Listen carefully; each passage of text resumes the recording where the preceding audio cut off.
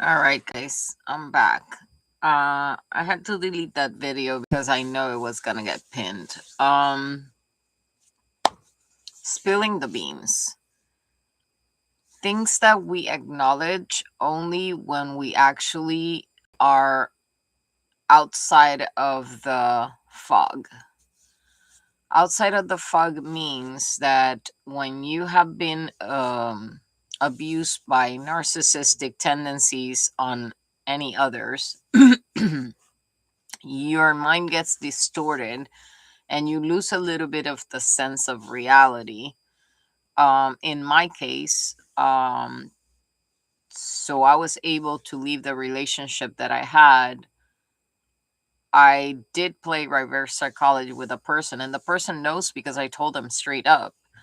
And the reason why I did it that way is because of a threat that that person made against me, my existence.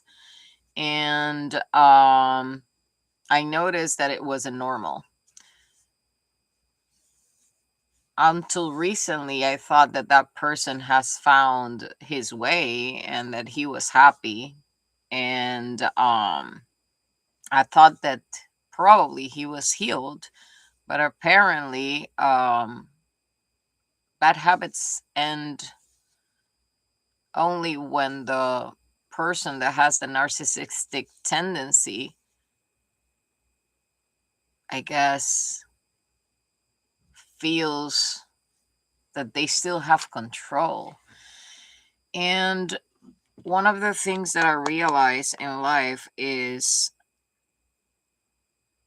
when you're abused by narcissistic tendency people, you tend to actually also have covert narcissistic friends. And I didn't realize that until I actually lifted the fog of all the things that were happening to me lately when I started the vivianv_ga Battle of Love the Awakening, where this group of people came against me, I guess because they thought I was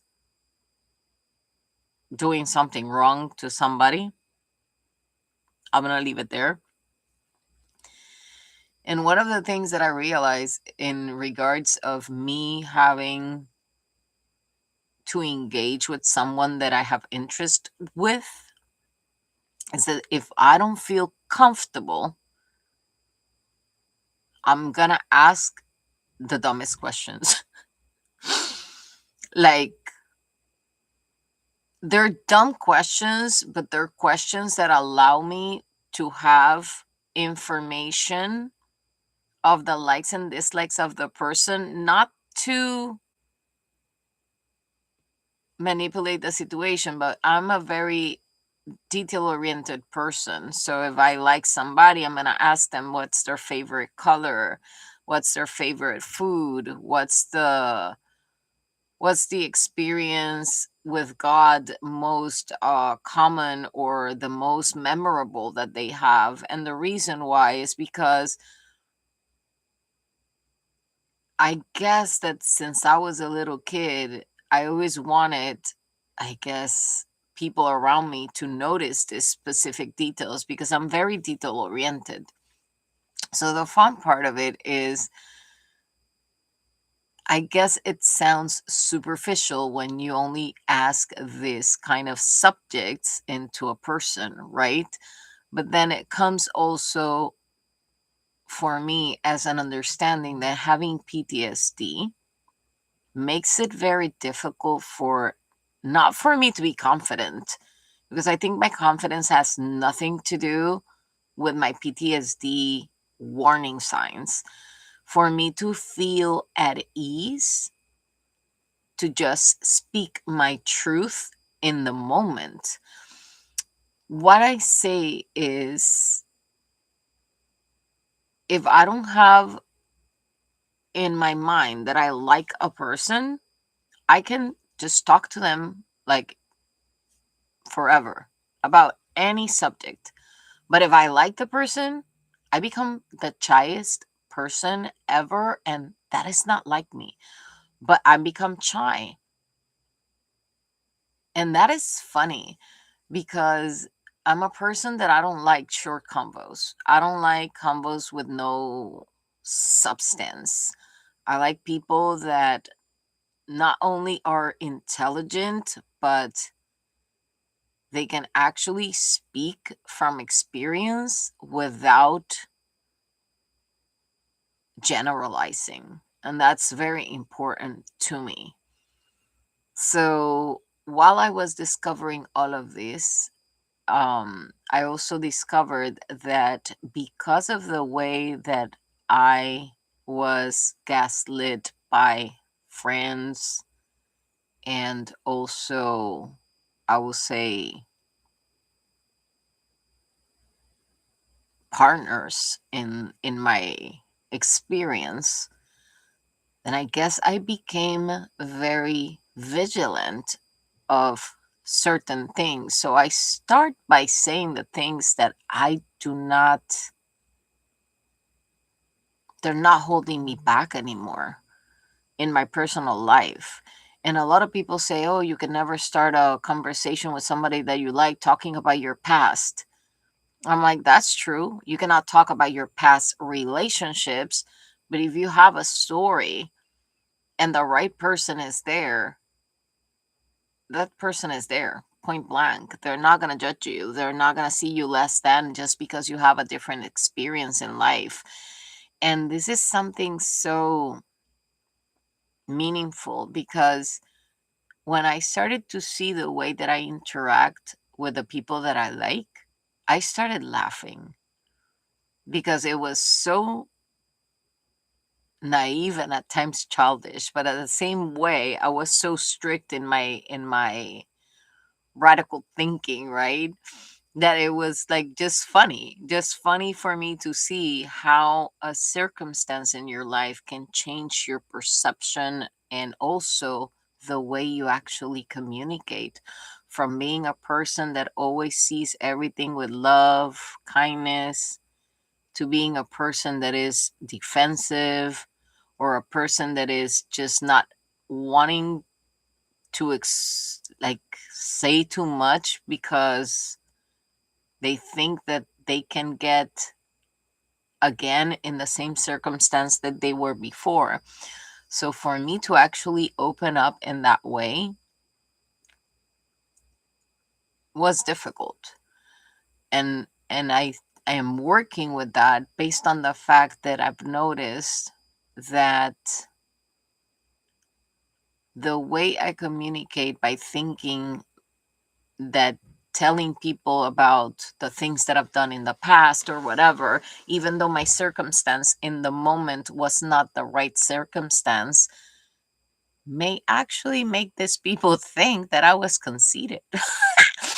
And so I started laughing and I'm like, yeah, that's that's actually kind of the things you don't want to do, sound conceited. But it was funny. It was funny to realize that is my nervous system that automatically goes in, I would say, fight or flight mode and not share these things.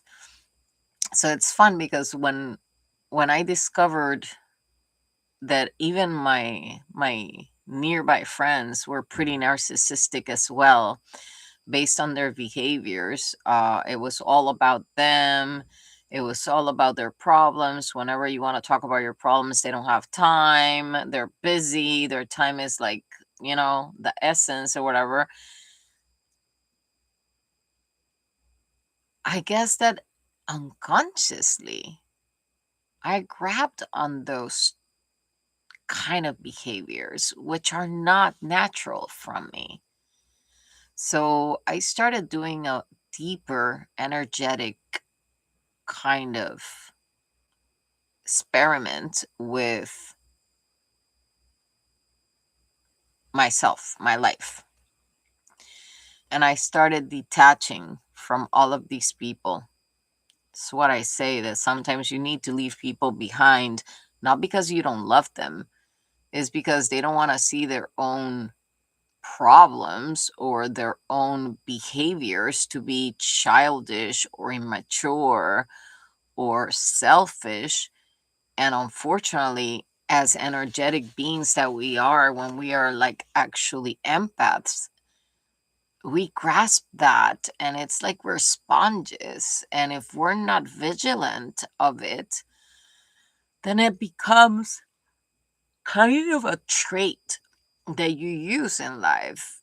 And that's so far from who I am that I started like looking from the outside in,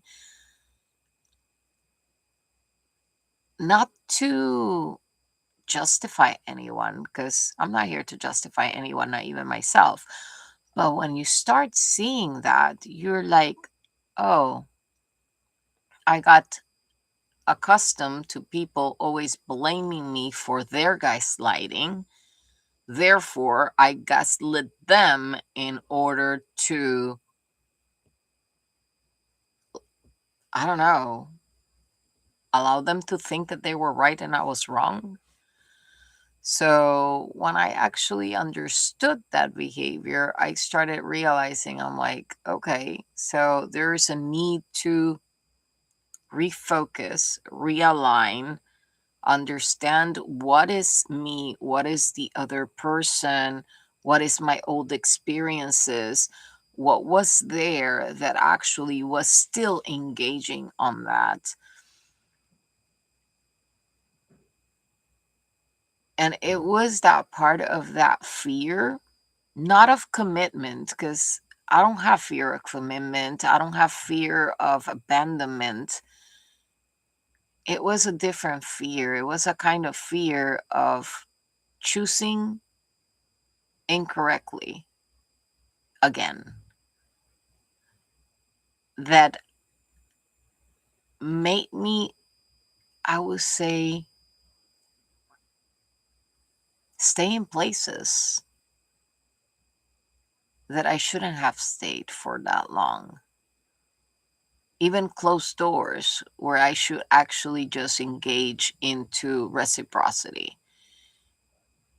And it's fun because I call it spill the beans, because Abba for the past few days have been so strict in saying things about repentance and saying things about things like that.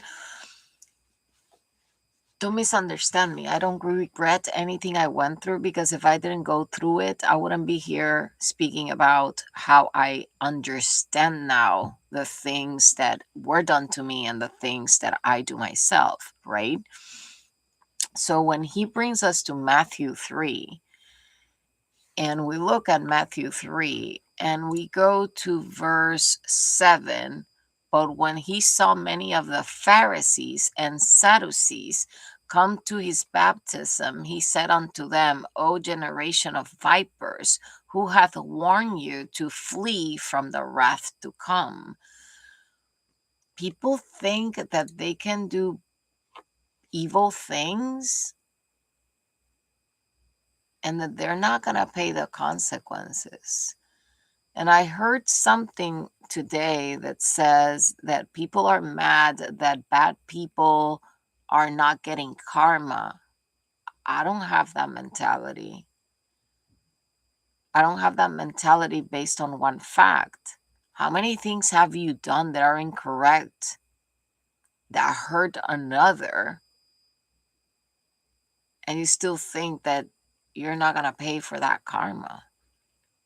So karma doesn't lose an address, but I'm not waiting for karma to hit on anyone. But I realized that the way that I communicate at times when I have like visions or messages, and it tends to bring back memories of what happened in the past, I actually announce words about the things that are happening in the life of these people that sound like I am happy for anyone going through the karma, and I am not. Like, I am not. And the reason why I'm not is because it is part of life. It is part of life. There are people that have to go through karma to find themselves. There are people that have to make mistakes to actually grow up. There's people that had to make the wrong free will choices, so they understand that they need to be sober and righteous on their walk. So I think that when it comes to Pharisees and Sadducees, we're talking about the double standards that people have. Like judging another for the things that they themselves do. Telling people that they lack X and Y when their actions show that they lack the same things. Telling people that they're immature when actually they're immature themselves. Judging another for the way they dress. Judging another for how much money they have. Judging another for their culture, for their color. This is the people that call themselves righteous and people of God. I knew something wasn't wrong when all that started. I knew that deep, deep inside, I can feel the energy of a person that was humble, meek, nice. But I had also another person that wasn't. They had a very mean aspect of themselves. And at a point, I said, well, who knows? It might be my ex, the one that is trying to make me, I guess, be confused again. And the reason why that is coming to mind again is whoever is creating false accounts and continue to think that they're going to get me out of my alignment, not only have ill intentions on mind, but they may need to seek assistance. When I saw that I was getting a little obsessed with things that I shouldn't be getting obsessed with, when I noticed that I had too much control, when I know I'm not a control freak person, when I noticed that I wasn't being myself, I asked for help. And the reason why I asked for help was because I know that was not me. Yesterday, I felt anger, and I'm not a person to feel anger. And I felt this anger that was consuming someone, not me. And I prayed and I asked for Abba to intercede because enough is enough. And some people don't know when enough is enough. Like, I'm a type of person that I take things lightly and with a child's play to it because I understand humanity and I understand wounds and I understand people that are unhealed. But when a person becomes mean, ill-intended, and purposely wants you to fall, that's not normal. That's not normal behavior. And I know that within the people that engaged with me, there is somebody going through that.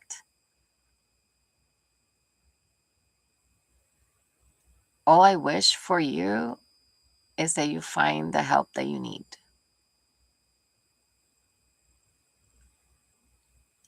I can understand that in a spiritual awakening, like I mentioned the other day, the Jim Carrey story, everybody thought he was going bananas, but he was going through a spiritual awakening. And right now he's living the life of understanding the projections and all the things that he probably was debating at that time. Because when you do a spiritual awakening, you're battling your heart and your mind. You're battling conditions, indoctrination with true freedom of the spirit and the heart and the soul. And when I saw myself going through that, I was laughing about the motions of the motions, the commotions of the emotions. Not because I thought it was a joke, because I knew it was real. I knew what was coming. I knew what Abba was going to put us through. And I knew that there was a right path and a wrong path. Yet,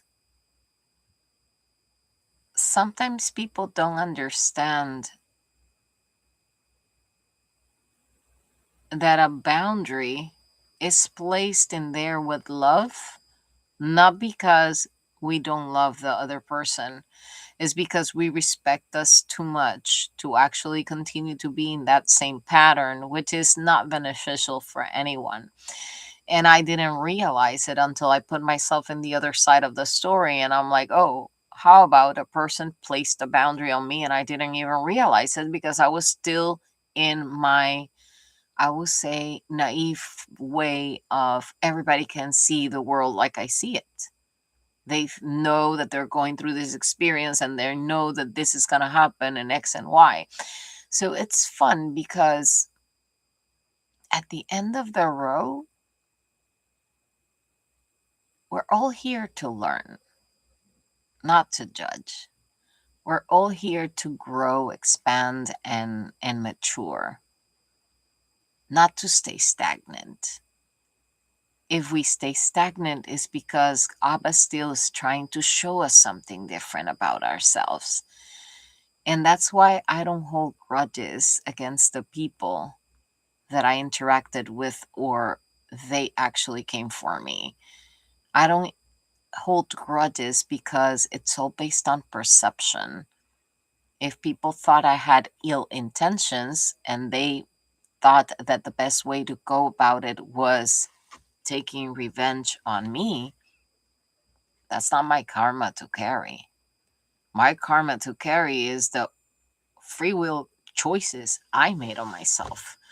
The decisions I made for myself, the way I interacted with others, the way I decided to actually close the door to everyone, even the people that probably had a liking to me or had compassion through me. I dismissed it, not because I wanted to be a dismissive person or an egotistical person, but because I chose myself. And if somebody out there cannot understand that we are entitled, or not entitled, but allowed to choose ourselves as part of self love and healing, then it's not my problem to make them or anyone understand. One of the beautiful thing about the twin flame journey is not only that you came here with a high purpose in life, is that the right person that is going through the same experience understands that the separation portions of a journey are for growth and expansion. With this, I'm not saying that the people that acted mean towards me are the people that supposedly are the right people in my life. No, I let go of that a long time ago. But sometimes when things in the word come up, I remind it reminds me of visions and prophecies I had. Today, two visions came to mind. In one of them, which were dreams that I had, prophetic dreams, in one of them, there was this guy that literally, I was in a palace, like a castle, and they thought they were like the king of the castle. And I saw myself hiding from this person. I didn't want that person to find me. The person was following me inside my dreams. And that's when I started understanding that someone was playing with energies. So I started paying attention to every dream because, spiritually speaking, I do have a lot of knowledge. I may not act like it, but I do have a lot of knowledge.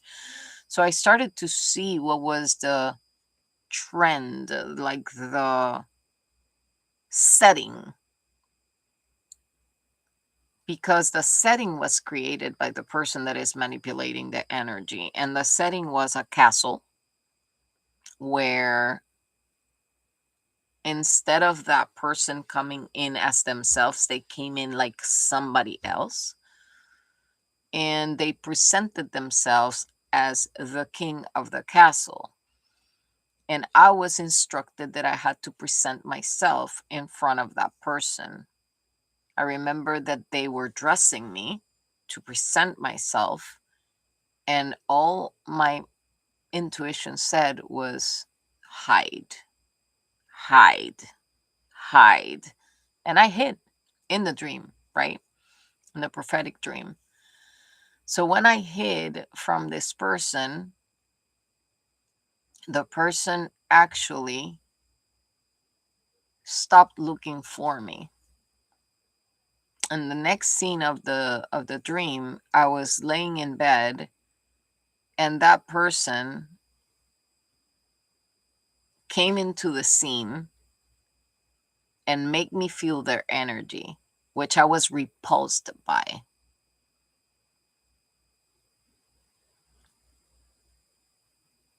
Druids,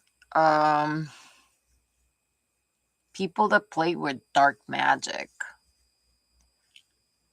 people that think that they're not going to be seen.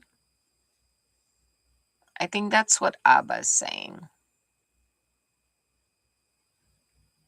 Abba is saying that not only they have to repent of what they've done, because he's giving them chances, but if they continue to do so, then they're going to get to know him.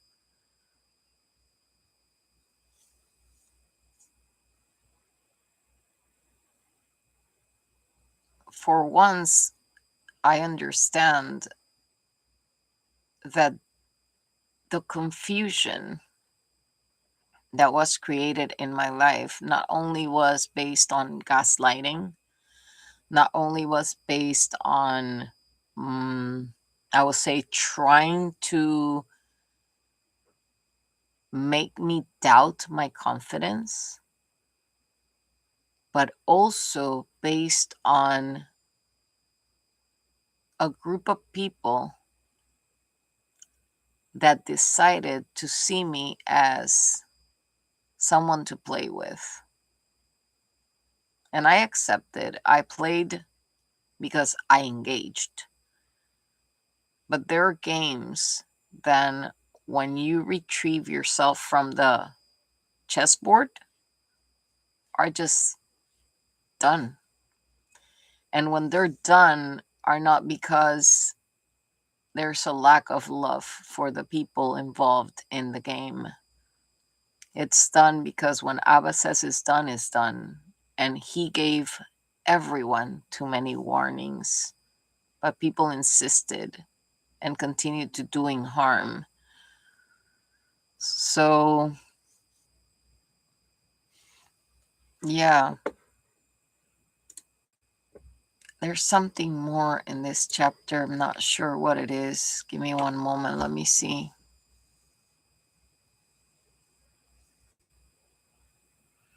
So it says, Matthew 3 KJV version. In those days, come John the Baptist preaching in the wilderness of Judea and saying, repent ye, for the kingdom of heaven is at hand.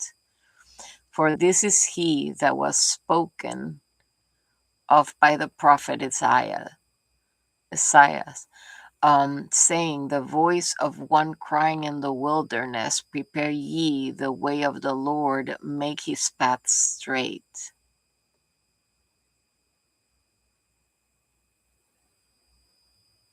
And the same John had his raiment of camel's hair, and a lantern, and a leathern girdle about his loins, and his meat was locust and wild honey. Then went out to him Jerusalem and all Judea and all the region round about Jordan, and were baptized of him in Jordan, confessing their sins. I think that Abba is calling everyone to repentance. I know for a fact that somebody was playing with my realm of dreams. The reason why I know that is because of how they came in. And just remember, what you think is what you create. So I know, based on the creations of each one of them, who did what, because I could see it in my prophetic dreams and I could see it in my visions. And eventually I can see it in how their lives are unfolding. Not because not because I'm always observing them, because sometimes something just hit the bucket, and Abba has a way of placing things in front of me that I'm not even searching for. It happened in the past and it happens now, and I thought it was the algorithm or the cookies and cache, and it's not, because I'm not searching anything. It's just populating. So when he speaks, he asks us to listen. And that's why I took it upon myself to disengage from everyone, because I saw that kind of envious competition of egos, and then my own ego getting boasted. And I didn't want to live that kind of life. I don't like that kind of life. Not because I believe that I'm better than anyone else, just because you get nowhere with ego. And at times, when I speak about my accomplishments, I realize that for others, it sounds like maybe it is kind of a self absorbed kind of way of talking about the accomplishments that I have in life or had in life. So, when I started learning how to communicate differently, one of the things that just popped up a few days ago was, how am I projecting or presenting when I'm speaking? And at times it did sound selfish, like I was wrapped on my own world, or I was wrapped on my own deeds, or I was wrapped on my own things. And it's fun because that is so far away from who I am, that I realized that the traumatic events had me going in a dissociation portion of life where I created, I guess, a flight or fight mode where I learned to gaslight the gaslighters. I'm not sure if I'm explaining myself correctly. So let's say somebody in front of me or writes to me something that I understand is gaslighting, then I'm going to reply with a parable. Simple and easy. If you don't want to learn that lingo, then that's fine with me. If you don't want to rock in that boat, that's fine with me. So it was fun because at times, when I shared my stuff with these people, they probably thought I was conceited, and that's fine.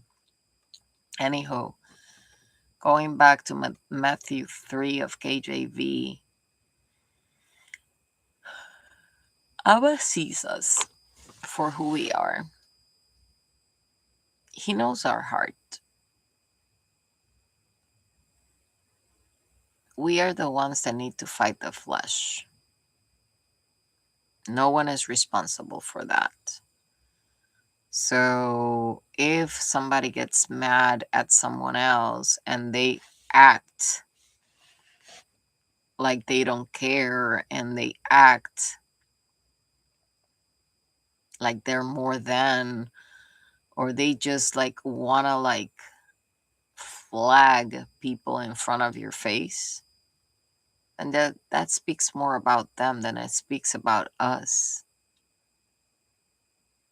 The reason why I remain single is because I chose myself. I chose my healing. I chose to listen to Abba.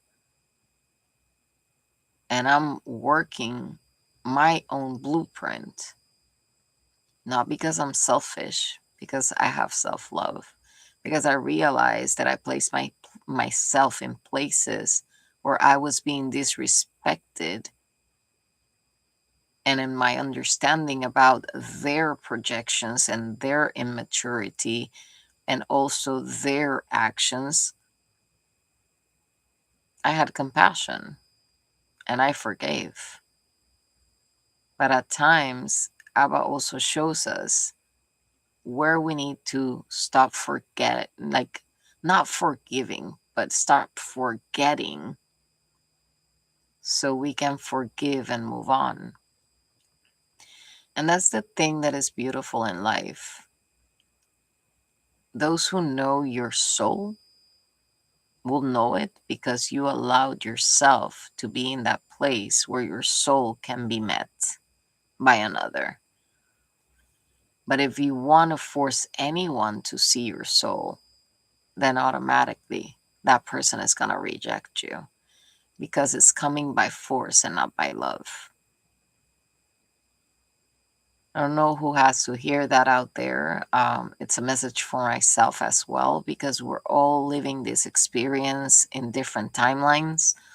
When I speak about timelines, it's very simple. As soon as you switch your energy, you move timelines. And a timeline is what can come up for you if you actually learn how to live outside the material world, the flesh world, the bad choices.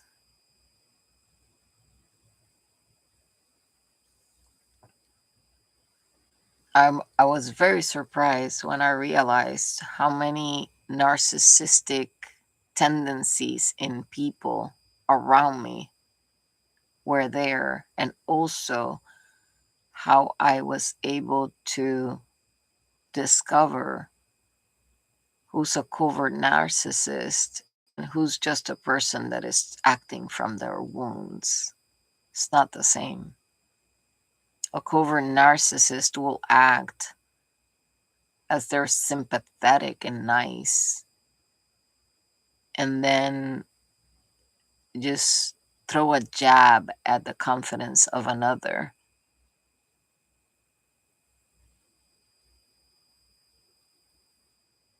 If I go back in time and I see as the way I communicated in regards of joking to try to help a person heal in the jokes, it might have sounded like that, even when it wasn't my intention, based on the fact that the people that was around me probably had those tendencies. So it's very beautiful when you are actually mature enough to let go of the people around you that have bad habits. Because then when you find yourself and you know yourself truly, you know who you have to leave behind and you know who can come with you. And that's a beautiful place to be. In a place where you don't feel nothing bad for the people that played a part in your experience, because you can see them with the eyes of Abba and you can see behind the veil of illusion. That is beautiful.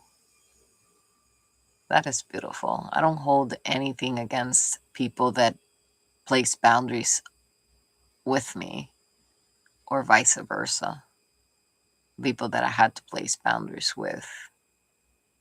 Because at the end of the row, I just wish that everybody can find unconditional love and just experience it from a space of openness and not from a space of fear. Take care. Enjoy. Bye bye.